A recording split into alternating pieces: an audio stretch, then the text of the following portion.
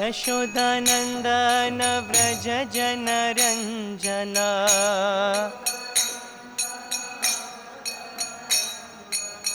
यशोदानन्दन व्रज जनरञ्जना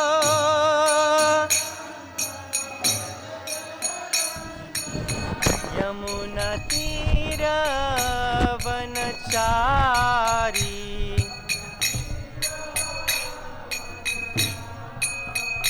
जय राधा माधव कुंज विहारी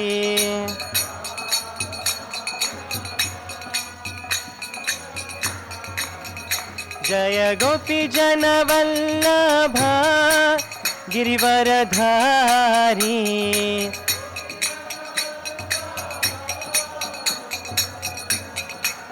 यशोदानन्दन व्रज जनरञ्जना यमुनातीरवनचारी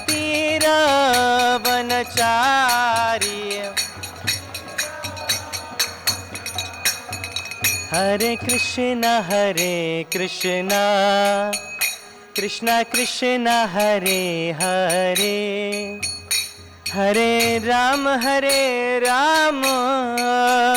राम राम हरे हरे हरे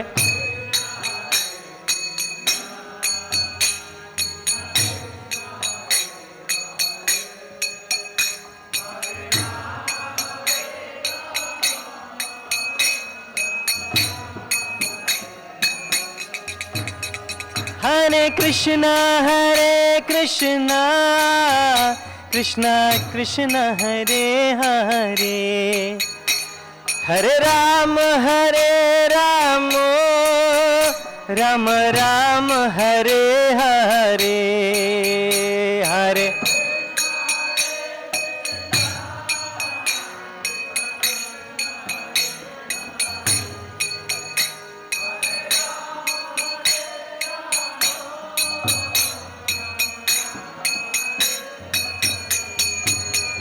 हरे कृष्ण कृष्ण कृष्ण हरे हरे हरे राम राम राम हरे हरे हरे कृष्ण कृष्ण कृष्ण हरे हरे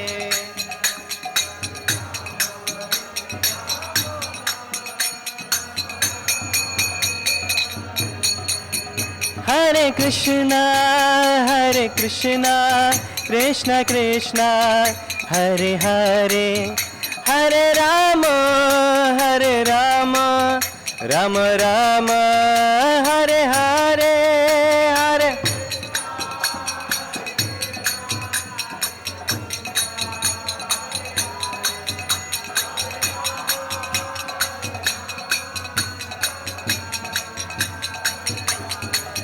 जय प्रभुपद प्रभुपद जय प्रभुपद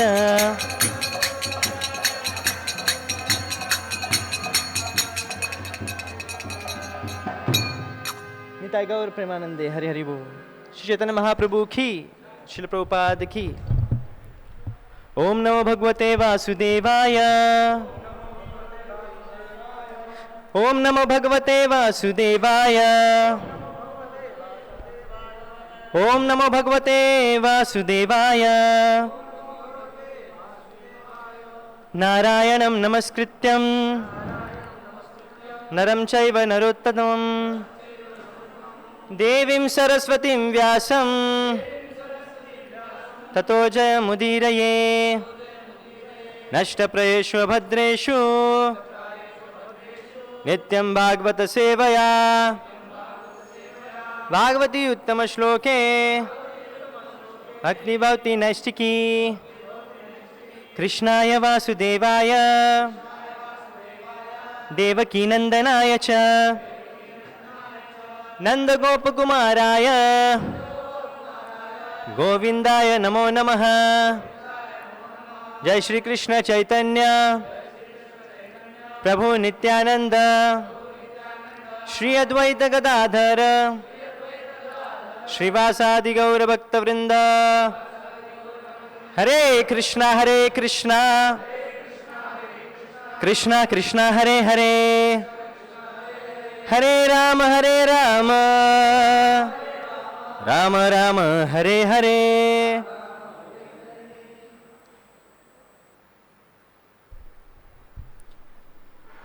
काल स्वभाव संस्कार, श्रीमद् भागवतम का 10वां स्कंद, अध्याय 13 और 53वां श्लोक। काल स्वभाव संस्कार काम कर्म गुणादिभिः स्वमहि ध्वस्तमहिभिः मूर्तिर्मध्ये उपासितः। काल स्वभाव संस्कार काम कर्म गुणादिभिः स्वमहि ध्वस्तमहिभिः मूर्तिर्भी उपासितः। काल स्वभाव संस्कार काम कर्म गुणादिभिः स्वमहि ध्वस्तमहिभिः मूर्तिर्मद्भिः उपासितः।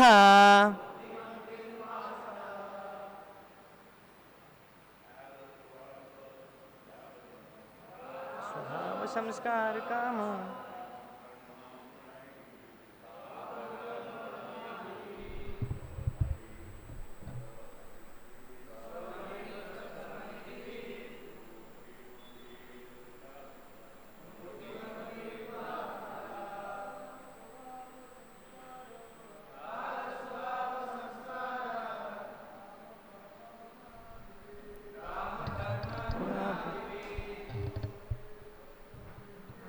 स्वमहि ध्वस्तमहिभिः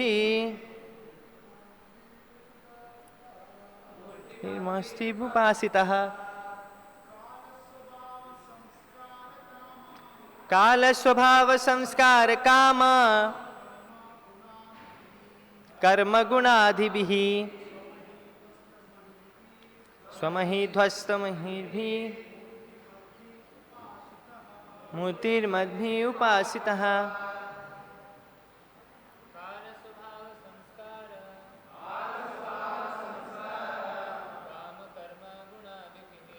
काल कर्म गुणादिभिः स्वमहि ध्वस्तमहिभिः मूर्तिर्मद्भिः। शब्दार्थ काल, शब्दार्थ काल समय, स्वभाव स्वभाव, संस्कार संस्कार, काम इच्छा, कर्म सकाम कर्म, गुण 3 गुण, आदिभिः इत्यादि के द्वारा, स्वमहि ध्वस्तमहिभिः जिसकी स्वतंत्रता भगवान की शक्ति के अधीन थी,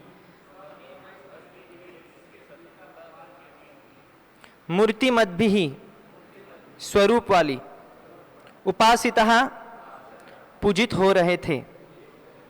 अनुवाद।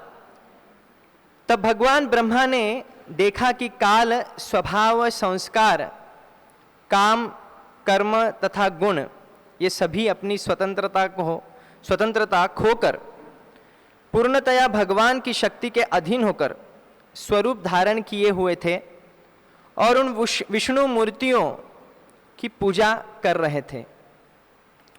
तात्पर्य शिल प्रभुपाद द्वारा। शिल प्रभुपाद की केवल विष्णु को स्वतंत्रता प्राप्त है। यदि हम में यह चेतना जागृत हो सके तो हम यथार्थ में कृष्ण भावना भावित हैं। हमें सदैव स्मरण रखना चाहिए कि कृष्ण ही एकमात्र परम स्वामी है और अन्य हर व्यक्ति उनका दास है। एकले ईश्वर कृष्ण आर सब भृत्य।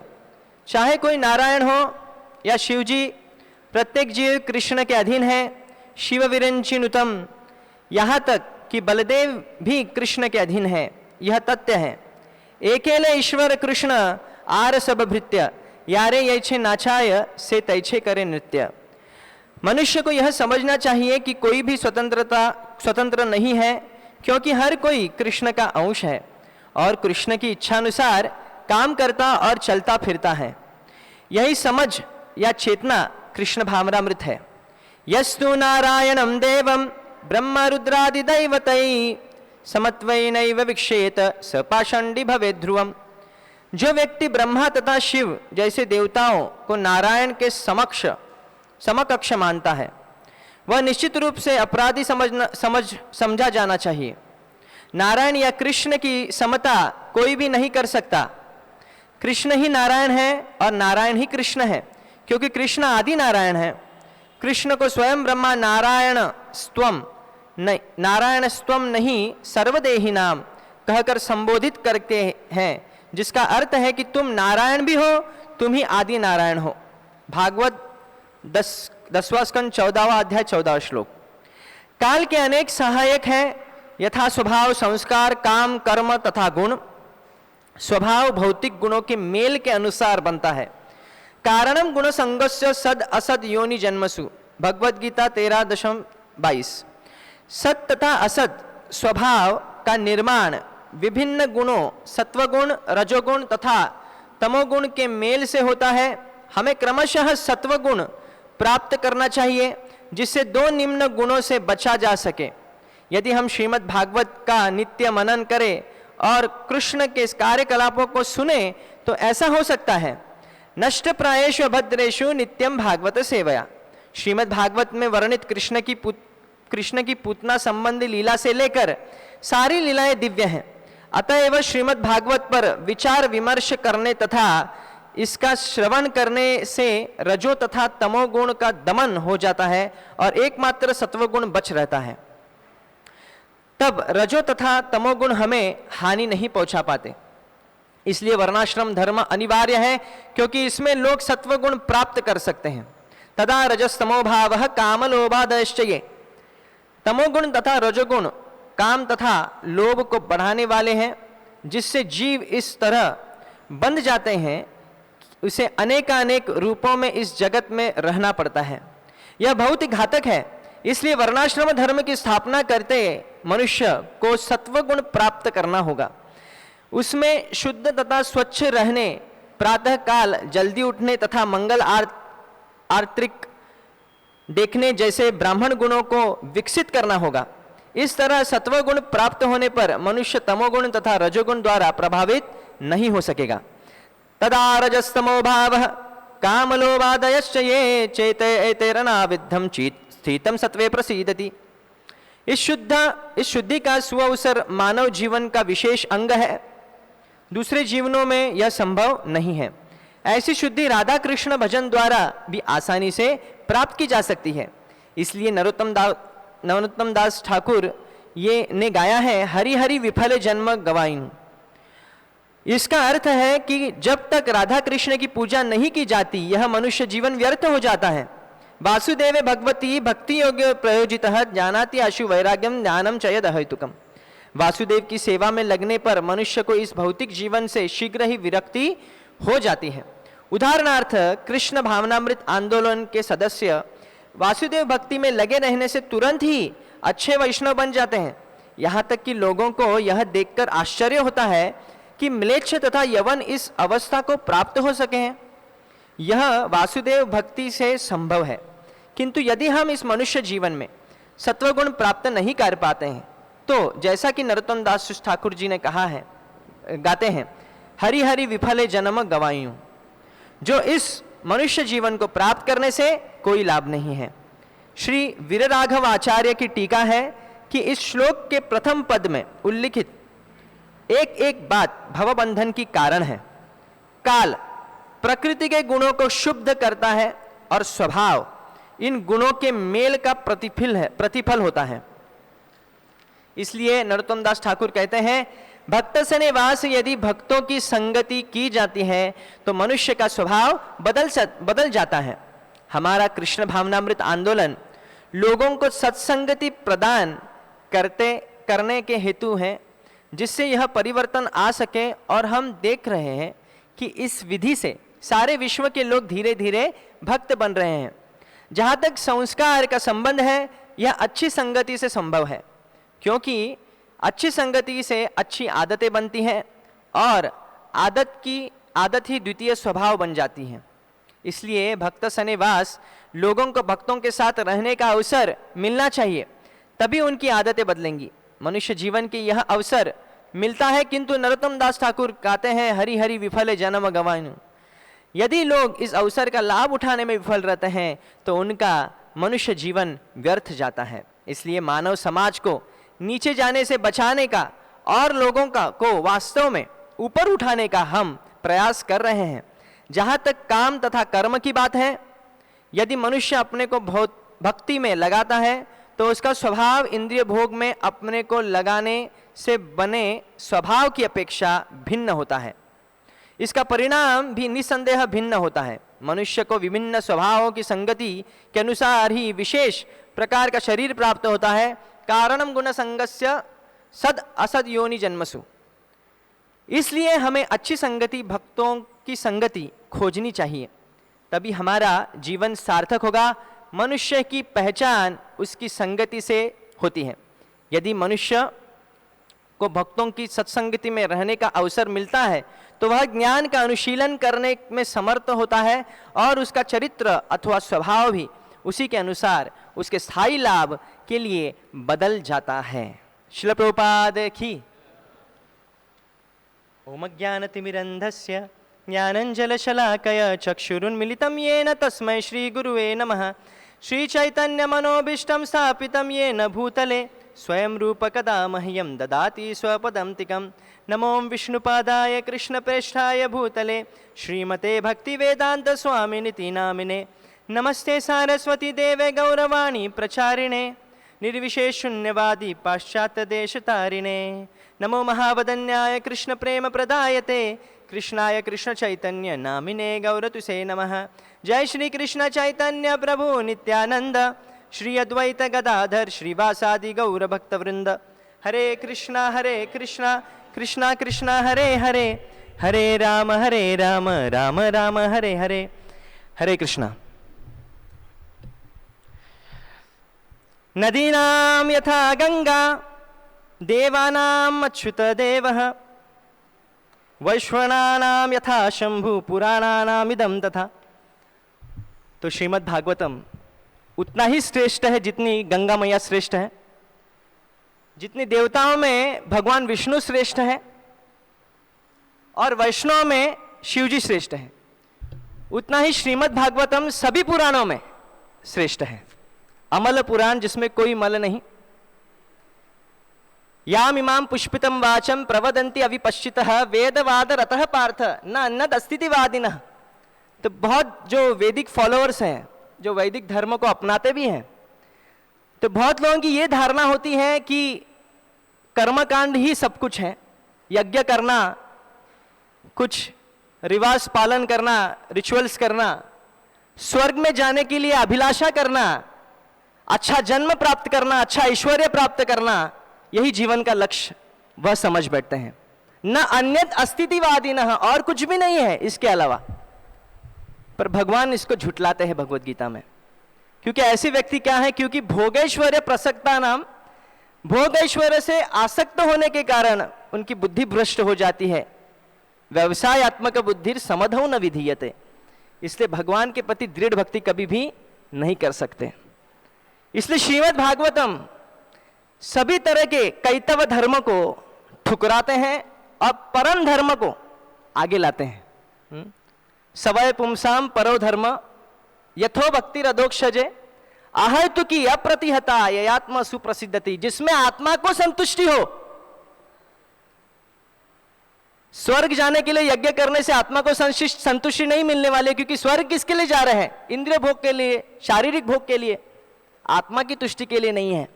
ऐश्वर्य प्राप्त करना है शारीरिक भोग के लिए, शारीरिक तुष्टि के लिए, आत्मा की तुष्टि के लिए नहीं है। पर जो आत्मा को तुष्टि देते हैं वो है भगवान।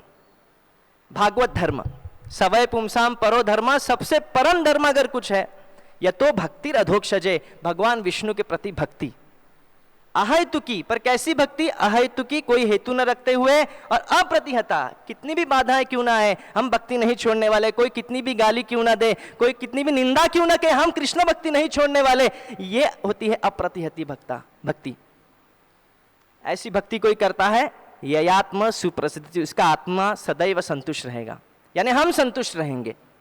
तो कई बार ऐसे लगता है हम भक्ति कर रहे पर तुष्ट क्यों नहीं मिल रहे, हम सुखी क्यों नहीं बन पा रहे, हमें शांति क्यों नहीं मिल रही? क्योंकि अभी तक हमको इस फिलॉसफी, सिद्धांत पर पूरी तरह श्रद्धा नहीं है। सिद्धांत बलिया चित्ते न करिया लस, इहा है ते कृष्ण लागे सुदृढ़ मानस। श्रील कृष्णदास कविराज गोस्वामी जी कहते हैं, सिद्धांत बलिया चित्ते ना करी आलस। सिद्धांत को पहले पकड़ लो। बहुत सारे लोग, आजकल ऑनलाइन का जमाना है तो बहुत सारे लोग बहुत सारी कथाएं करते हैं, इधर उधर की कथाएं सुनते हैं, लीलाएं सुनते हैं, पर सिद्धांत में दृढ़ नहीं है। भगवत तत्व क्या है ये समझ नहीं पाते हैं, क्योंकि भगवत तत्व समझने के लिए किसके पास जाना पड़ेगा? जो तत्वदर्शी गुरु है उसके अधीन पहले शरण लेनी पड़ेगी, उनकी सेवा करनी पड़ेगी। हम सब कुछ इजीली चाहते हैं, इंस्टेंट का जमाना है, 2 मिनट्स में नूडल्स बनते हैं, थोड़ा सा फोन रिंग किया, स्विगी या जोमेटो से ऑर्डर्स आते हैं, आपको कहीं जाने की आवश्यकता नहीं है, ऑनलाइन टिकट बुकिंग होती है, प्लेन की, ट्रेन की, बस की, सब टिकट सब आजकल बुकिंग होती है। तो ये भौतिक सुविधाएं इतने तुरंत हमको प्राप्त होते हैं माया की कृपा से। तो इसके लिए क्या हो जाता है, हमें ये आदतें बन जाती हैं कि आध्यात्मिक भी शायद से ऐसा ही हो, तुरंत 2 मिनट्स में भगवान हमको दर्शन दे। एक क्लिक पे मैं शुद्ध भक्ति 90वें स्तर पे, भक्ति के 90वें स्तर तक प्रेम जो है, श्रद्धा, साधु संग, भजन क्रिया, अनर्थ निवृत्ति, निष्ठा, रुचि, आसक्ति, भाव, प्रेम, डायरेक्टली मैं प्रेम तक जाऊं, ये अभिलाषा कहीं ना कहीं मन में आ जाती है। पर कोई शॉर्टकट नहीं। अगर शॉर्टकट है तो वह है तत्वदर्शी गुरु के पास शरण लेना। इसलिए श्रील कृष्णदास कविराज गोस्वामी जी कहते हैं, आलस मत करना, युद्धस्व विगत ज्वर। भगवान कहते हैं अर्जुन को, युद्ध करो, ये आलसपन को त्याग कर दो। तुम आलसपन का बहाना करके युद्ध न करने का बहाना बना रहे हो, आलस्य की वजह से इस आलस्य को त्याग दो। उसी प्रकार सिद्धांत में बहुत दृढ़ होना चाहिए। सिद्धांत सिर्फ पढ़ के नहीं होता है, सिर्फ भागवत हम पढ़ेंगे, भगवत गीता पढ़ेंगे तो सिद्धांत में पक्के हो जाएंगे, नहीं। तो भागवत ग्रंथ और भागवत व्यक्ति की जब सेवा होती है, भागवत की सेवा तभी होती है, श्रीमद् भागवत पुराण की सेवा तभी होती है जब उसकी पढ़ा जाता है, और इस ज्ञान का जब प्रचार किया जाता है तो श्रीमद् भागवतम पुराण की सेवा होती है। और भागवत व्यक्ति की सेवा कैसे करते हैं? एक होते हैं वपु, शारीरिक सेवा जो होती है उनकी, और वाणी की सेवा जो करते हैं। तो ये भागवत सेवा जो करेगा उस सिद्धांत में क्या होगा? निपुण हो जाएगा। शुश्रूषया श्रद्धा धनस्य वासुदेव कथा रुचि शान महत् सेवाय विप्र पुण्यतीर्थ निषेवनात्। शुश्रूषया श्रद्धा धनस्य वासुदेव कथा रुचि, वासुदेव कथा में रुचि लानी है, हमको सिद्धांत में पक्का बनना है, भगवत तत्व में दृढ़ रहना है। तो शुश्रूषया श्रद्धा धनस्य शान महत् सेवाय विप्र, महत् सेवा जो करते हैं भक्त की, वपु सेवा और वाणी सेवा जो करते हैं शुद्ध भक्त की, श्रद्धा के साथ वासुदेव कथा रुचि, उनमें क्या होते हैं? उनमें वासुदेव के प्रति कथा में रुचि आने लगती है। कई बार ऐसे होता है कि हम में रुचि नहीं आती, हम फोर्सफुली बैठते हैं, कभी कभी फोर्सफुली सुनते हैं, क्योंकि हमको पता है ये सुनेंगे तो हमको लाभ होगा, इस बहाने से हम सुनते हैं, वो भी अच्छा है। पर स्वाभाविक तौर पे वासुदेव के प्रति, वासुदेव कथा के प्रति रुचि नहीं आती, क्योंकि हम सिर्फ अभी क्या कर रहे हैं? सिर्फ भक्ति को थियरी ही रखा है, उसको प्रैक्टिकल अभी तक इम्प्लीमेंट नहीं किया है। तो सेवा, क्योंकि भागवतम का जो तात्पर्य क्या है? भगवान अथवा भक्तों की सेवा करना। और इस तात्पर्य को अगर हम पूरा नहीं करेंगे, सिर्फ भागवत ही पढ़ते रहेंगे, तो मतलब क्या हो गया सिर्फ? तो अगर पढ़ना है साथ साथ उसका अमल भी करना है। नियम तो बना दिया, गवर्नमेंट ने नियम बना दिया कि ऐसा ऐसा करना है, पर अगर नियम को अमल नहीं कर दिया, अगर उसको लागू नहीं किया, उस नियम का क्या कुछ भी लाभ नहीं है। उसी प्रकार श्रीमद् भागवतम में दिए गए निर्देश, आदेश, शिक्षण, वो जब तक हम जीवन में नहीं उतारेंगे तब तक हमारा जीवन भक्ति में अधूरा रहेगा। तो सिद्धांत बलिया चित्ते, सिद्धांत पकड़ना चाहिए। यही सिद्धांत इस श्लोक में, जिसमें ब्रह्म विमोहन लीला, जिसे अभी आप इस श्रृंखला में जितने भी श्लोक हर रोज हो रहे हैं, ये लीला के बारे में चर्चा हो रही है बहुत बार, कि कैसे ब्रह्मा जी जन्मादि यस्य यतः अन्वयात् इतरतश्च अर्थेषु अभिज्ञ स्वराट तेने ब्रह्म हृदय आदि कवये मुह्यंति यत सूर्य। उन ब्रह्मा जी को जिनको पहली बार सर्वप्रथम कोई जीव, कोई संसार में अगर ज्ञान दिया है, वैदिक ज्ञान दिया है, वो भगवान ने दिया है ब्रह्मा जी को। ब्रह्मा जी पहले स्टूडेंट हैं और फिर भी वो विमोहित होते हैं। यहां पे ब्रह्मा जी माध्यम बन रहे हैं। जिस प्रकार अर्जुन भगवत गीता सुनने के लिए माध्यम बनते हैं, उसी प्रकार ब्रह्मा जी भी माध्यम बन रहे हैं। उनमें कोई दोष नहीं है, वो तो भागवत है। तो ब्रह्मा जी यहाँ पे हमको उदाहरण दे रहे हैं कि भगवान को समझना इतना आसान नहीं है। भक्त्या माम अभिजानन्ति यवन यश्चस्मि तत्वतः ततो माम तत्वतो ज्ञात्वा विशते तदनंतरम। ये जो सब्जेक्ट है, ये जो विषय है भगवत तत्व, ये क्या है? अनंत सब्जेक्ट है, इसमें कोई लिमिट नहीं है। जिस प्रकार समुद्र की, सागर की गहराई मापने में क्षमता नहीं होती कभी कभी, तो उसी प्रकार भगवत तत्व का कोई सीमा नहीं है। जितना डूबना चाहेंगे उतना डूबेंगे, जितना ऊपर लाना चाहेंगे, बाहर निकलना चाहेंगे, बाहर भी आएंगे। तो भक्त्या माम अभिजानन्ति, जब तक भक्त नहीं बनेंगे अनन्य भाव से, तब तक हमको भगवान ये चखने नहीं देंगे। तो भक्त मतलब क्या है? भक्त मतलब कौन भगवान का भक्त बनेगा? मद भक्तानाम तेन भक्ता तेन भक्त तमामतः। आदि पुराण में भगवान कहते हैं, जो मेरे भक्तों का भक्त है, मद भक्तानाम च मयि भक्तास्, जो मेरे भक्तों का भक्त है वही मेरा भक्त है। सरल फिलॉसफी है। फिर से, तो जब तक हम सिद्धांत नहीं जानेंगे तब तक भगवान को समझ नहीं सकेंगे। और सिद्धांत कैसे जानेंगे? जब तक हम कोई तत्वदर्शी गुरु के पास शरण नहीं लिए, उनकी सेवा नहीं की, तब तक हम भगवत सिद्धांत नहीं जान पाएंगे। तो यहाँ पे ब्रह्मा जी पहले स्टूडेंट होने के बावजूद भी विमोहित हो रहे हैं। उन्हें फिर भी कंफ्यूजन क्रिएट हो रहा है कि भगवान है या ये भगवान है या नहीं है। जो बालक रूप में भगवान अपने बाल सखाओं के साथ भोजन कर रहे हैं, उनका उच्छिष्ट खा रहे हैं, एक साधारण मानव के भांति वो वर्तन उनका लग रहा है, क्या भगवान यही है?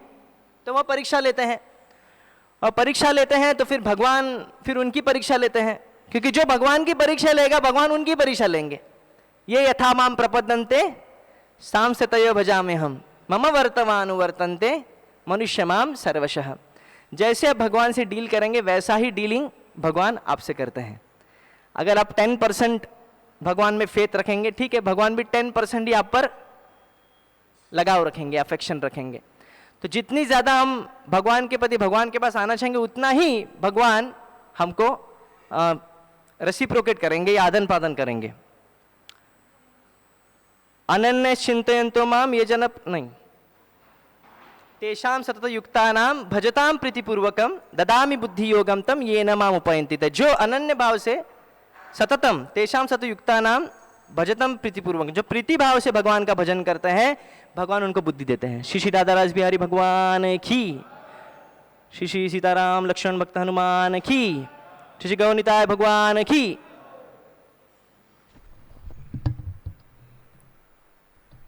तो यहाँ पे तो मैं ये कह रहा था कि यस्य देवे पराभक्तिर यथा देवे तत गुरु तस्यैत कथयित अर्थ प्रकाशन्ते महात्मनः। जो भगवान के प्रति और भगवान के भक्त, जो शुद्ध भक्त गुरु के प्रति उतनी ही श्रद्धा रखता है, वैसी ही सेवा करता है, तो शास्त्र के सभी जो गुह्य रहस्य हैं वो सभी उसके सामने प्रकट हो जाते हैं। तो वह उस व्यक्ति को पता चलता है कि भगवत सिद्धांत क्या है। तो इसलिए यहाँ पे इस श्लोक में जब ब्रह्मा जी की परीक्षा भगवान ले लेते हैं और सभी ग्वाल बालों को जब वो ब्रह्मा जी गायब कर देते हैं, तो भगवान जी सभी ग्वाल बाला के रूप में अपने अपने एक विस्तार भेज देते हैं उनके घर में। तो जितने ग्वाल बाला थे उतने ही ग्वाल बाल दिख रहे हैं। तो ब्रह्मा जी विमोहित हो गए, कृष्णा को विमोहित करने चले थे, खुद ही विमोहित हो गए। और फिर जब देखते हैं, अभी भगवान कहता है बस हो गया, कितना ड्रामा करेंगे, तो ब्रह्मा जी को दर्शन देते हैं कि सभी ग्वाल बाला कौन है? भगवान स्वयं विष्णु है। तो यहाँ पे देख रहे कि यहाँ पे भगवान ब्रह्मा ने देखा कि काल, स्वभाव, संस्कार, काम, कर्म तथा गुण ये सभी अपनी स्वतंत्रता खोकर पूर्णतया भगवान की शक्ति के अधीन होकर स्वरूप धारण किए हुए थे और उन विष्णु मूर्तियों की पूजा कर रहे थे। काल यानी समय, स्वभाव यानी स्वभाव, स्वभाव जो कारणम गुण संगस्य सद असत योनि जन्मसु, जिस प्रकार काल के प्रभाव से तीनों गुण जो प्रकट होते हैं, वो तीनों गुणों से कोई भी एक गुण का अगर कोई जीव शरण लेता है तो जब वो गुण का शरण, जैसे सतोगुण या रजोगुण का कोई शरण लेता है तो रजोगुण उसको वैसे वैसे कार्य करवाता है। प्रकृति क्रियमाणानि गुणै कर्माणि सर्वशः अहंकारम विमूढ़ात्मा कर्ता अहम इति मन्यते। तो अहंकारवश व्यक्ति को लगता है कि मैं कर रहा हूं, पर वो नहीं कर रहा है। कर कौन रहा है? प्रकृति के तीन गुण उसको करवा रहे हैं, क्योंकि जिस गुण का वो आश्रय लेता है वो गुण उसको वैसे वैसे कार्य करवाता है। तो इसलिए ब्लेम जाता है किस पर? गुण पे जाता है, व्यक्ति पे जाता है? किस पर जाता है? व्यक्ति पे ही जाता है। क्यों जाता है? क्योंकि उसने आश्रय जिसका लिया है वो कौन सा गुण, उसके पास चॉइस था कि वो कौन से गुण का आश्रय ले। हमें पास चॉइस होता है जब कोई व्यक्ति रेस्टोरेंट में जाता है या फ्लाइट में जाता है तो वो ऑर्डर करता है, तो खाने के लिए ऑर्डर करता है, तो उसके बाद चॉइस रहता है वेज करे या नॉन वेज करे। नॉन वेज में भी कुछ वैरायटीज होती है, तो चॉइस हमको दिया जाता है। तो हमारे पर होता है कि क्या फल प्राप्त करना है। तो जब चॉइस की अगर हम सही ढंग से उसका उपयोग करेंगे तो हम उत्तीर्ण होंगे। तो यहाँ पे ब्रह्मा जी, यहाँ पे हम संस्कार, काल, स्वभाव और संस्कार। संस्कार जो होता है संग से प्राप्त होता है। श्रील प्रभुपाद जी कहते हैं काम, डिजायर्स, वो भी कैसे उत्पन्न होते हैं? संगात संजायते कामः, संग से कामनाएं भी उत्पन्न होती हैं। जैसा संग करेंगे वैसा हमारे डिजायर्स उत्पन्न होंगे। और कर्म, और जैसे डिजायर से जैसे कामनाएं हैं वैसे हम कर्म करेंगे। और गुण, जो तीन गुण की जो बात चल रही है, तो ये सभी क्या है? अपनी स्वतंत्रता खोकर पूर्णतया भगवान की शक्ति के अधीन होकर स्वरूप धारण किए हुए पर्सोनिफाइड फॉर्म में हुए थे और उन विष्णु मूर्तियों की पूजा कर रहे हैं। मतलब सबका, ये सभी चीजों का गंतव्य क्या है? भगवान की पूजा करना, भगवान की आराधना करना। यानी संग प्राप्त करना है तो भगवान का संग प्राप्त करना चाहिए, समय बिताना है तो भगवान के लिए समय बिताना है, कार्य करना है भगवान के लिए कार्य करना है। और स्वभाव जो है, जो वैष्णव का जो स्वभाव वो अपनाना है। एकम शास्त्रम देवकी पुत्र गीतम एको देवो देवकी पुत्र एव एकम मंत्रस्तस्य नामानि यानि कर्माप्येकम तस्य देव सेवा। अगर कुछ कार्य करना है, कर्म करना है, वो करना है, भगवान की सेवा करनी है। तो यहाँ पे श्रील प्रभुपाद जी तात्पर्य के प्रारंभ में ही लिखते हैं कि केवल विष्णु को स्वतंत्रता प्राप्त है। तो ये तत्व है, ये फिलॉसफी है कि विष्णु भगवान ही एकमात्र, विष्णु अथवा कृष्ण भगवान ही एकमात्र स्वतंत्र है और कोई भी स्वतंत्र नहीं है। ना ही देवता, ना ही ऋषि मुनि, ना ही मनुष्यगण, ना ही गंधर्व, कोई भी नहीं। अकेले ईश्वर कृष्ण आर सब भृत्य, सभी कोई सेवक है। यहाँ तक बलराम जी भी भगवान कृष्ण के अधीन है। सभी देवता, शिव जी, ब्रह्मा जी भी भगवान के अधीन है। तो यहाँ पे विष्णु भगवान को स्वतंत्रता कहा गया है, जो भागवतम के पहले ही श्लोक में लिया है कि जन्मादि यस्य अतः अन्वयत् इतरतेषु अभिज्ञ स्वराट। भगवान सब कुछ जानते हैं, स्वराट है यानी इंडिपेंडेंट है, स्वतंत्र है। स्वराट ही विराट रूप दिखाते हैं। जो सबसे स्वतंत्र है वही विराट रूप दिखा सकते हैं, वही भगवत्ता दर्शा सकते हैं, कोई साधारण व्यक्ति नहीं कर सकता है। और भगवत गीता में भगवान यही चीज की पुष्टि करते हैं, मत परतरम नान्यत् किंचित अस्ति धनंजय मयि सर्वम इदम प्रोतम सूत्रे मणि गणा इव। मेरे से ऊपर ना मेरे समान कोई नहीं है। जिस प्रकार धागे में मोती पिरोए गए हैं उसी प्रकार संसार में सभी कुछ मुझ पे ही आश्रित हैं। तो ऐसे बहुत सारे आप श्लोक देखेंगे, पर फिर भी इतना कुछ कहने के बाद भी भगवान को कोई समझ नहीं सकता। न मे विदुः सूरगणः प्रभवम न महर्षय अहम आदिर ही देवानाम महर्षि नाम च सर्वशः। ना महर्षि लोग समझ सकते हैं, ना देवताएं समझ सकते हैं, ना कोई भी समझ सकता है। तो जब तक अनन्य भाव से कोई भगवान की भक्तों की सेवा नहीं करे, तब तक, जब तक भगवान नहीं चाहेंगे तब तक कोई समझ नहीं सकता है। तो उसी श्लोक में जन्मादि यस्य अतः में जो 4 पद में है, तेन मुह्यंती यत सूर्य, कि देवता आदि अनेक देवता गण को भी, देवता जैसे लोगों को, मनुष्य को क्या पूछना, देवताओं लोगों को भी भगवान क्या करते हैं, मोहित करते, विमोहित कर देते हैं। तो यहाँ पे ब्रह्मा जी की बात है, जो फर्स्ट स्टूडेंट है उनको ही विमोहित कर सकते हैं, तो सभी को भगवान विमोहित कर सकते हैं। तो जैसे उदाहरण, एक बार जो मार्कंडेय ऋषि मुनि जो थे, उनमें इच्छा उत्पन्न हुई कि अभी बहुत समय हुआ कि माया का दर्शन नहीं किया। बहुत लोग बोलते हैं कि माया से भयभीत रहते हैं कि है क्या माया। कभी कभी जैसे पुंडरीक विद्यानिधि जो भक्त हैं, उनके इतने शुद्ध भक्त के उनको पता नहीं काम वासना क्या है। भले ही भोग विलास में है, सर्वत्र सुंदर स्त्रियां हैं, ऐश्वर्य है, फिर भी क्या है, भोग विलास में होने के बावजूद भी विरक्ति है। पद्म पत्रम इवं बसा ब्रह्मण्य आधाय कर्माणि संगम त्यक्त्वा करोति है लिप्यत न स पापेन पद्म पत्रम इवं बसा। क्योंकि व्यक्ति का जो कार्य हो सदैव जो भी करता है वो भगवान के लिए करता रहता है, खाता भी भगवान के लिए, सोता भी भगवान के लिए है, जो दिनचर्या भी भगवान के लिए होता है, तो बाकी कार्य का क्या पूछना। इसलिए वो सदैव क्या होता है, ऐश्वर्य में हो भले ही हो या माया के संसार में क्यों ना हो, फिर भी वो माया के संसार से विलग रहता है। ब्रह्मण्य आधाय करना संगम त्यक्त्वा करोति है लिप्यत न स पापेन, कोई पाप नहीं लगता उस व्यक्ति को। पद्म पत्रम इवं बसा, जिस प्रकार कमल का फूल जल में होने के बावजूद भी सूखा रहता है, उसी प्रकार वह शुद्ध भक्त जो होता है वो आसक्ति के संसार में रहने के बावजूद भी वो आसक्ति नहीं रहता है, विरक्त रहता है। तो उसी प्रकार मार्कंड ऋषि भी पता नहीं माया क्या है, देखना चाहते हैं माया क्या है, इच्छा करते हैं। तो वहाँ पे नारायण ऋषि जो है, एक में ऐसे जो कभी माया से विमोहित नहीं हो सकते। तत्सृष्ट सृष्ट सृष्टेषु कौन्वति खंडितः पुमान् ऋषि नारायणमृतेः योषितमय्येय माया। कपिल मुनि जी कहते हैं कि तत्सृष्ट सृष्टेषु, सृष्टि में जितने भी जीव है, को अन्वित खंडित पुमा, उनको वो खंडित हो सकते हैं माया से, वो माया के प्रभाव में आ सकते हैं। जितने भी जीव पकड़े सभी, ब्रह्मा तक, छोटे से चींटी से लेकर ब्रह्मा जी तक सभी लोग माया से परास्त हो सकते हैं, खंडित हो सकते हैं। ऋषिम नारायण ऋते, सिर्फ ऋषि नारायण छोड़ के, क्योंकि भले नारायण ऋषि भगवान है पर फिर भी एक मनुष्य रूप में वो साधना परफॉर्म करता है यहाँ पे बद्री का आश्रम में। पर इसलिए उसको जीव में गिना भी जाता है उन्होंने, और उनको गिना भी नहीं गिनाएंगे तो भी ठीक है। तो यहाँ पे उनको जीव में गिनते कपिल मुनि और कहते हैं कि सिर्फ वो छोड़ के बाकी सभी माया से परास्त हो सकते हैं। योषिन मय्येव मायया, स्त्री माया से जो अगर कोई खंडित हो सकता है तो वो है नारायण ऋषि, खंडित नहीं हो सकते वो है नारायण ऋषि। तो वो नारायण ऋषि जब आ गए मार्कंड ऋषि को दर्शन देते हैं, तो वो कहते हैं क्या आपको क्या इच्छा आपकी पूरी करूं।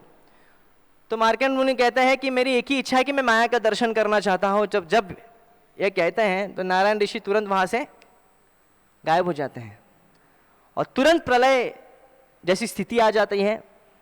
और अभी शॉर्ट में बताऊंगा ये चीज़ कि जो मार्कंड ऋषि हैं वो क्या करते हैं, वो अपना जान बचाने के लिए इधर उधर भागते हैं, जहाँ मिले वहाँ आश्रय ढूंढते हैं।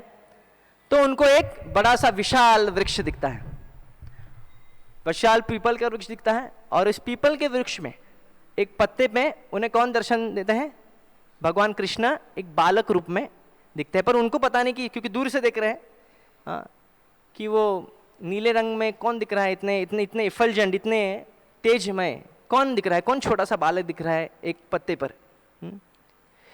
करारविंदम पदारविंदे मुखारविंदम विनिशेयंतम वटस्य पत्रस्य पुटे शयानम बालम मुकुंदम मनसा स्मरामि। तो श्री बिल्वमंगल ठाकुर जी ये पद लिखते हैं इसी लीला को स्मरण करते हुए कि करारविंदे पदारविंदम मुखारविंदे, जो अपने मुख में अपने चरण के अंगुष्ठी को अपने मुख में क्या किए, दबाए हुए हैं। वही स्वरूप कौन देखते हैं, मार्कंडेय मुनि देखते हैं पीपल के पत्ते पर पुटे शयनम, वटस्य पत्रस्य, वट वृक्ष के पत्ते पर शयन अवस्था में भगवान कृष्ण बालक रूप में उनको दर्शन दे रहे हैं। और तो फिर इतने आकर्षक भगवान दिख रहे हैं, सर्व आकर्षक हैं, इनके साथ आकर्षक कोई नहीं है। तो मार्कंड ऋषि दौड़ते चले जाते हैं, उस वृक्ष के पास जाने की कोशिश करते हैं। जैसे ही वह जाते हैं उस बालक को देखते हैं, बालक सांस ले लेता है, और जैसे ही सांस ले लेते हैं वो सांस इतनी जोर से ले लेते हैं, वो छोटा सा बालक जो होता है, भगवान कृष्ण जो होते हैं, वो मार्कंड ऋषि को भी अंदर खींच लेते हैं। और जैसे ही अंदर खींच लेते हैं तो अभी उनको क्या दिखता है? हार्ट, लंग्स नहीं, क्योंकि भगवान का स्वरूप कैसा है? सच्चिदानंद रूप, ईश्वर परम कृष्ण सच्चिदानंद विग्रह, अनादिरादिर गोविंद सर्व कारण कारणम। भगवान सबके कारण है, सभी सृष्टि के कारण है, उनका रूप सच्चिदानंद है। इसलिए जब वो अंदर प्रवेश करते तो क्या दिखता है?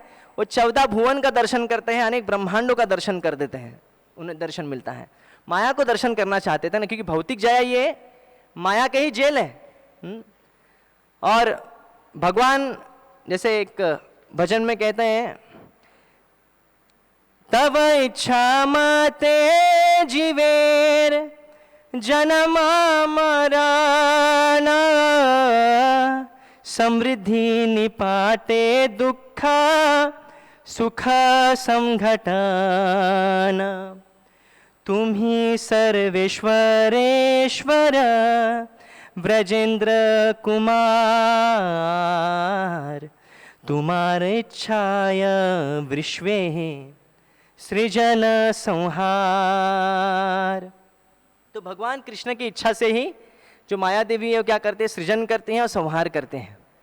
तो ये विमोहित होना चाहते थे, तो मार्कंडेय मुनि यहाँ पे विमोहित हो गए कि ये क्या शक्ति है। तुरंत थोड़े समय के लिए वो अंदर रहता है, फिर तुरंत बाहर आते हैं और इस प्रलय में अपने आप को बचाने की कोशिश करते। कभी पानी में इतना गहराई तक जाते हैं, ऐसा लगता है कि अब मानव मरने वाले हैं। तो जब क्लाइमैक्स स्टेज पे पहुंच जाते हैं कि मैं जान गंवाने वाला हूँ, उसी समय पे क्या हो जाता है? सभी कुछ शांत हो जाता है। और मार्कंडेय मुनि जो देखते हैं तो उनको क्या, कहाँ पे देखते हैं अपने आप को? पद्मासन में बैठे हुए हैं अपनी कुटिया के उधर।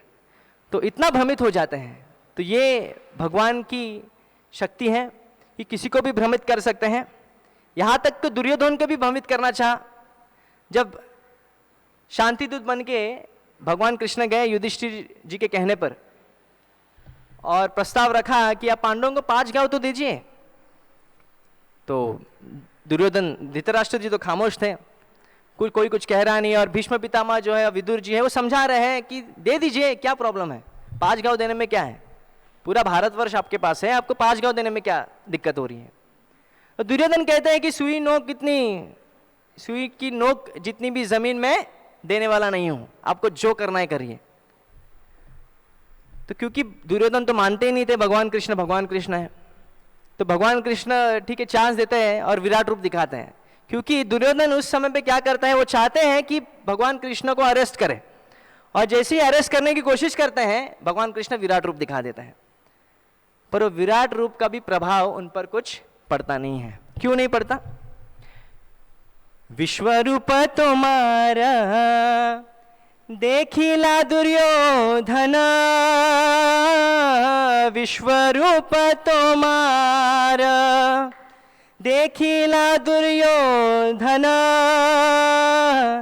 यहाँ देखी बारे वेदे करे अन्वेषण, यहाँ देखी बारे देखे वेदे करे अन्वेषण, देखिया स्वंक्षेम स्वंक्षे मारिला दुर्योधन, देखिला स्वंक्षे मारिला दुर्योधन, न पाइल सुख भक्ति शून्यर कारण, न पाइल सुख भक्ति शून्यर कारण, विश्वरूप तुम्हारा देखिल दुर्योधन। आपका रूप, ये चैतन्य चरितामृत जी का, चैतन्य चरितामृत में पद है कि चैतन्य भागवत का ये पद है जो वृंदावन दास ठाकुर जी कहते हैं कि विश्वरूप को तो आपका देख लिया है दुर्योधन ने, उसमें क्या बड़ी बात है? आप दर्शन देते हैं किसी को, वो बड़ी बात नहीं है, क्योंकि दर्शन देने के बावजूद भी क्या हो सकता है, व्यक्ति भक्त नहीं बन सकता। उदाहरण दुर्योधन का दिया है। भगवान कृष्ण अपनी भगवत्ता का दर्शन देते हैं, फिर भी क्या होता है, जिस विराट रूप को, जिस रूप को वेद शास्त्र भी ढूंढते रहते हैं, वेद की श्रुतियों को भी कभी दर्शन नहीं मिला है, ऐसा रूप को दर्शन करते हैं कौन? दुर्योधन करते हैं, और फिर भी उन्हें समझ नहीं आता है। क्यों नहीं समझ आता है? देखिया और संशय मारिला दुर्योधन, फिर भी उनको उसको मरना पड़ता है, क्योंकि भक्ति शून्य का कारण है, क्योंकि शून्य भक्ति नहीं है उनमें। इसलिए वही सिद्धांत फिर से आता है कि जब तक कोई व्यक्ति भक्त नहीं बन सकता, इसलिए जो कर्मी लोग हैं, जो भक्त नहीं है, जो बाहर के लोग कितना भी अनुमान क्यों ना लगाए, कितनी भी लीला सुने क्यों नहीं, वो भगवान कृष्ण को समझ नहीं पाते हैं, क्योंकि वो अनन्य भाव से भक्ति नहीं कर पाते, क्योंकि अनन्य भक्ति के शरण नहीं लिए होती उन्होंने। इसलिए चक्षुर्विना यथा दीपम यथा दर्पणम एव वा समीपस्थम न पश्यन्ति तथा विष्णु बहिर्मुखः। तो चक्षुर्विना यथा दीपम, कि उस व्यक्ति को क्या फायदा है जो अंधा है, उसके लिए दीप भी प्रज्वलित करे, उसको कुछ दिखने वाला नहीं है। यथा दर्पणम एव वा, उसके लिए आईना भी कुछ काम का नहीं है, कि जो अंधा व्यक्ति है। समीपस्थम न पश्यन्ति, पास होने के बावजूद वो उसको दिखाई नहीं देगा। इस प्रकार उल्लू है, उल्लू को दिन में क्या करता है, आंख बंद करके रखता है, उसको कुछ दिखाई नहीं देता है। तो उसमें सूर्य का कुछ दोष नहीं है, उस व्यक्ति का दोष है, उस जीव का दोष है जो आंख बंद करके हुआ है, जो अंधा बन चुका है। तथा विष्णु बहिर्मुख, जो बहिर्मुख व्यक्ति है, बाह्य इंद्र तृप्ति में लगा हुआ है, उसको कभी भी विष्णु भगवान दर्शन नहीं दे सकते। बाह्य स्पर्शे स्वसक्तात्मा विंदतात्मनि यत् सुखम स ब्रह्म योग युक्तात्मा सुखम अक्षयम अश्नुते। जिस व्यक्ति ने बाह्य सुख को त्याग कर दिया है, बाह्य सुख का असक्तात्मा, जो बाह्य सुख से असक्त है, जो इंद्रिय भोग से असक्त हो चुका है, विंदितात्मनि यत् सुखम, जो अंतरन सुख में प्रयास कर रहा है, अंतरन सुख चाहता है, सब ब्रह्म योग युक्तात्मा, जो भगवत भक्ति में स्थित है, सुखम अक्षयम अश्नुते, उसी व्यक्ति को अक्षय सुख प्राप्त हो सकता है। ब्रह्म सौख्यम तम अनंतम, जो अनंत सुख है, जो ब्रह्म सौख्य है, वो उसी व्यक्ति को प्राप्त हो सकता है जो बाहरी जंजाल में फंसा हुआ नहीं है। बाहरी संसार में तो वास कर रहा है, पर वो सुख कहाँ पे ढूंढ रहा है? अंतरी में, अंतर में सुख ढूंढा हुआ है, अंतर में प्रयास कर रहा है। तो इसलिए यहाँ पे भगवान स्वतंत्र है, भगवान किसी को भी विमोहित कर सकते हैं। यद्यपि ईश्वर तुम्हें परम स्वतंत्र तथापि स्वभावे हो प्रेम परतंत्र। चैतन्य चरितामृत का पद है ये, कि यद्यपि ईश्वर तुम्हें परम स्वतंत्र, आप भले ही स्वतंत्र क्यों ना हो, पर फिर भी आप क्या है? परतंत्र है, आप स्वतंत्र नहीं है।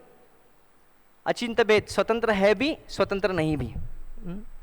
तथापि स्वभावे हो प्रेम परतंत्र, क्योंकि आपका स्वभाव क्या है? प्रेम। अगर कोई प्रेम देता है तो आप उसमें परतंत्र हो जाते हैं, आप अपनी स्वतंत्रता खो बैठते हैं। यशोदा माता के प्रति जब यशोदा माता इतनी लगाव दिखाते हैं भगवान को, इतनी कोशिश करते हैं उनको बांधने के लिए, भगवान अपनी स्वतंत्रता खो बैठते हैं और वो बन जाते हैं। सभी भक्तों से हम देखेंगे कितने भगवान के भक्त से भी इच्छा करते हैं तो भगवान वो कार्य कर देते हैं।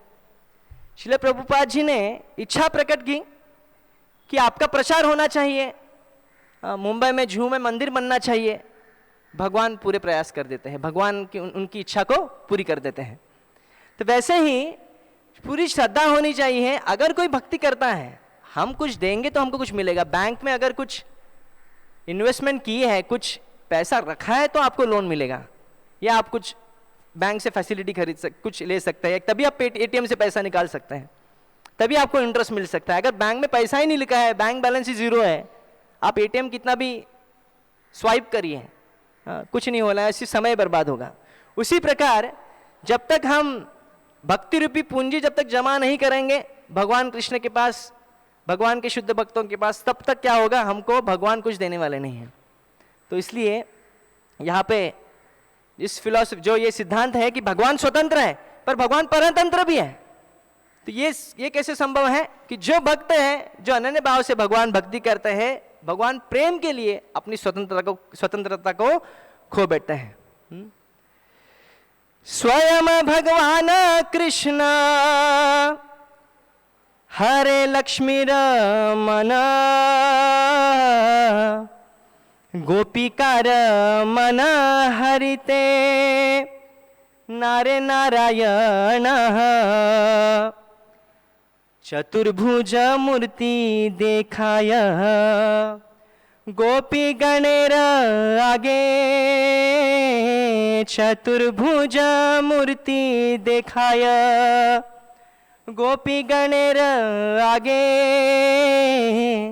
से कृष्ण गोपिकार नाहे अनुरागे से कृष्ण गोपिकार नहे अनुरागे।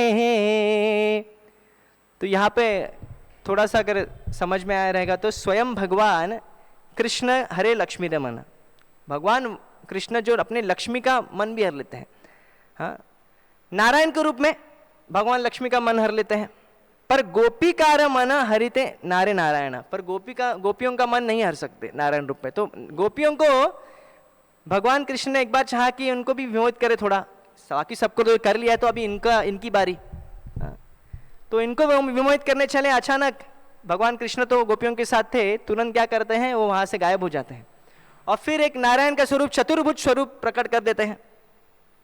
कि भगवान कृष्ण के लिए असंभव कुछ नहीं है, भगवान कृष्ण कोई भी रूप धारण कर सकते हैं, मत्स्य हो, कुर्म हो, वराह हो। कभी कभी कोई टेढ़े सवाल करता है, भगवान कृष्ण ने मत्स्य रूप क्यों नहीं धारण किया रासलीला में? भगवान कृष्ण ये रूप क्यों? तो अपने मन माने ढंग से तो भगवान कृष्ण जैसा चाहे जैसा रूप धारण कर सकते हैं, जिस प्रकार अपनी भक्त अभिलाषा करते हैं।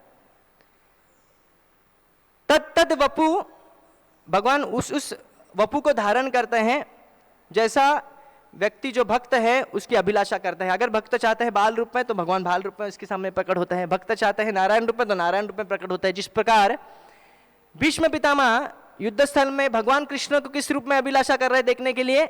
चतुर्भुज नारायण रूप में, चतुर्भुज नारायण रूप में कर रहे हैं।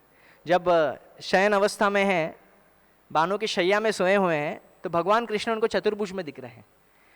तो जैसा रूप व्यक्ति चाहता है, तो गलती से ये नहीं करना कि मुझे मोहिनी मुझ रूप देखना है। तो जो आचार्य लोग जिस तरह फॉलो करते हैं उसके अंदर, ऐसा नहीं कि जैसा भी रूप मतलब कोई भी रूप हो। हाँ, क्योंकि मोहिनी जो रूप जो है वो लीला अवतार है, वो कुछ समय के लिया है गया हुआ अवतार है। वो आप बोलेंगे वैकुंठ धाम में मोहिनी रूप, तो ऐसा कहाँ पे भी लिखा नहीं गया है, जितना पढ़ा है।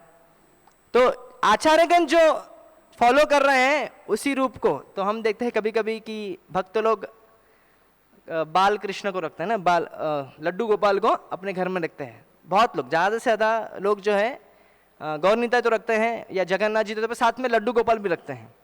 तो कई लोग पूछते हैं कि ये सही है गलत है, या मैं कोई अपना ओपिनियन तो नहीं बता रहा हूँ, पर मैं जहाँ लेक्चर्स में जितना सुना है तो बहुत सारे सीनियर डिवोटीज यही कहते हैं कि हमारा जो परंपरा है वो लड्डू गोपाल का नहीं है।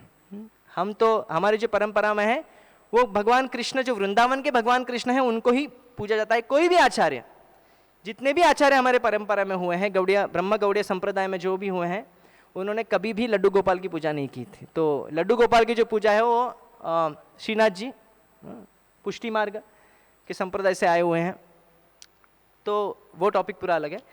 तो यहाँ पे जो गोपियां हैं, तो गोपियों की टेस्ट करने के लिए भगवान चाह रहे हैं। अभी भगवान देखते हैं कि वो विमोहित नहीं होते, देखते हैं हम ट्राई करते हैं।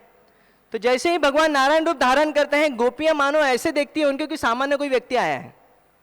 अरे भगवान को कोई सामान्य मनुष्य समझना तो पाप है ना। भगवद गीता में क्या बोलते हैं?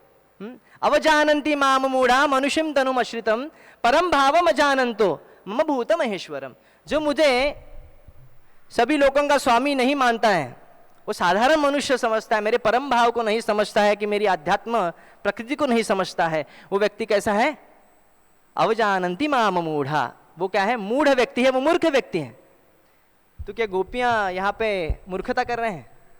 नहीं, क्योंकि एक जैसे एक बृहद भागवतम में जैसे गोप कुमार की लीला है, इसमें गोप कुमार भी एक एक करके हर लोक में प्रवेश करते हैं। पहले स्वर्ग लोक में जाते हैं, फिर ऊपर के महर लोक, तपोलोक, जनलोक, ब्रह्मलोक तक जाते हैं, फिर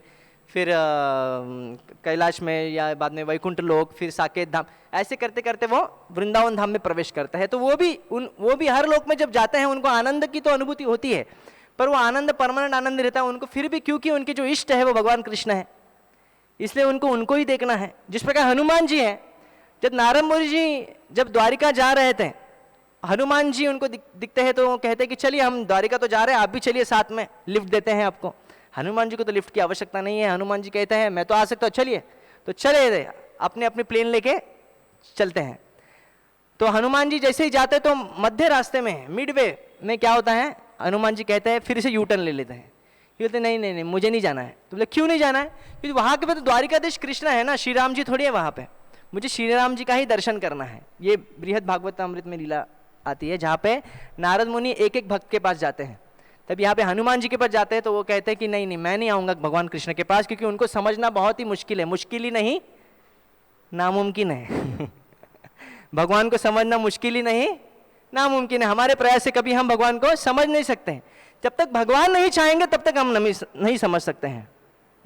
न मे प्रवचन लाभ्यस न मे दया बहुना श्रुते न वा, कितना प्रवचन क्यों ना दें, कितना हम लेक्चर सुने क्यों ना, जब तक भगवान नहीं चाहेंगे तब तक हम भगवान को समझ नहीं सकेंगे। भगवान कब चाहेंगे? जब भगवान के भक्त को कोई सुख प्रदान करता है ना, भगवान आकर्षित हो जाते हैं, हाँ मेरे भक्त को सुख देता है। उदाहरण चैतन्य महाप्रभु की लीला में देखेंगे, मुझे भक्त का नाम भूल गया अभी, कि जब कीर्तन होता है और कीर्तन होता होते किसी को, महाप्रभु भी कीर्तन कर रहे हैं और भक्त लोग भी कीर्तन कर रहे हैं, तो कोई कौन कीर्तन का याद नहीं है, जो उनको बचाने की कोशिश करते हैं, कौन है वो पता है किसको? बचाने की कोशिश करते हैं उन क्राउड में जाने के लिए, जो बाहर के लोग हैं वो अंदर प्रवेश ना करे या किसी को लगे नहीं, इसलिए वो, हाँ देवानंद पंडित जी। तो वो जब सेवा करते हैं कि कीर्तन में सबको ऐसे संरक्षण करने के लिए, संरक्षण प्रदान करने की कोशिश करते हैं, तो महाप्रभु उन पर अपनी कृपा बरसाते, क्योंकि पहले उन्होंने अपराध किया था इसलिए। तो भगवान के भक्त की कोई सेवा करता है, जब भगवान आकर्षित हो जाते हैं उस व्यक्ति से। तो यहाँ पे फिर से लौटते हैं जहाँ पे गोपियाँ कोई वहाँ पे मूर्खता नहीं कर, क्योंकि उनकी इष्ट कौन है? भगवान कृष्ण है। तो नारायण क्यों ना हो वो उनको निग्लेक्ट कर रहे हैं और आगे बढ़ रहे हैं। गोपियाँ जा रहे नारायण समय प्रकट हो रहे चतुर्भुज रूप में, तो उनको लगा कि चरण बिरन, कुछ गोपियाँ जो है वो क्या करते हैं, उनको प्रणाम करते हैं और आगे बढ़ते हैं। तो प्रणाम करते आगे बढ़ते हैं, बोलते कुछ वैल्यू ही नहीं है हमको। बाद में श्रीमती राधा रानी आते हैं, तो जैसे श्रीमती राधा रानी आते हैं, चतुर्भुज मूर्ति देखाया गोपी गणेर आगे, से ही कृष्ण गोपीकार नहीं अनुराग है, उनमें कोई भी अनुराग नहीं दिखता है, गोपियों में कोई भी अनुराग नहीं दिखता है भगवान नारायण के प्रति। और जब श्रीमती राधा रानी आते हैं, एक में वैसी पर्सनालिटी है जिसके सामने भगवान कभी ही विमोहित करने का साहस भी नहीं कर सकते, और तुरंत अपना रूप खो बैठते हैं नारायण रूप का, और तुरंत क्या प्रकट करते हैं? अपने द्विभुज रूप में फिर से आ जाते हैं भगवान कृष्ण रूप में। तो यहाँ पे मैं विराम देना चाहूँगा, अंतिम कुछ 2 शब्द कह के, कि भगवान जैसे शुरू प्रारंभ में कहा था कि श्रील प्रभुपाद जी यहाँ पे कहते हैं कि विष्णु कैसे हैं, भगवान अगर कोई स्वतंत्र है संसार में, अगर कोई व्यक्ति स्वतंत्र है वो सिर्फ भगवान विष्णु है और कोई नहीं है। और भगवान विष्णु ये क्षमता रखते हैं, किसी को भी विमोहित कर सकते हैं। और अगर भगवत तत्व को समझना है तो सिद्धांत जानने में आलस नहीं करना चाहिए। सिद्धांत जानना है तो भक्ति में जो सिद्धांत, भक्ति का सिद्धांत को जो जान लिए हैं, भक्ति शिला भक्ति सिद्धांत सरस्वती ठाकुर जी के संप्रदाय के जो गुरु हैं, उनके प्रति जो कोई आश्रय लेता है तो भक्ति भगवान के सिद्धांत को समझ सकता है। श्री चैतन्य महाप्रभु की जय। श्रील प्रभुपाद की। हरे कृष्णा कृष्णा कृष्णा हरे हरे, हरे राम राम राम हरे हरे। 9 हो गया है, तो एक प्रश्न किसको पूछना है तो पूछ सकते हैं। अगर मुझे आता है तो मैं बोलूँगा, नहीं तो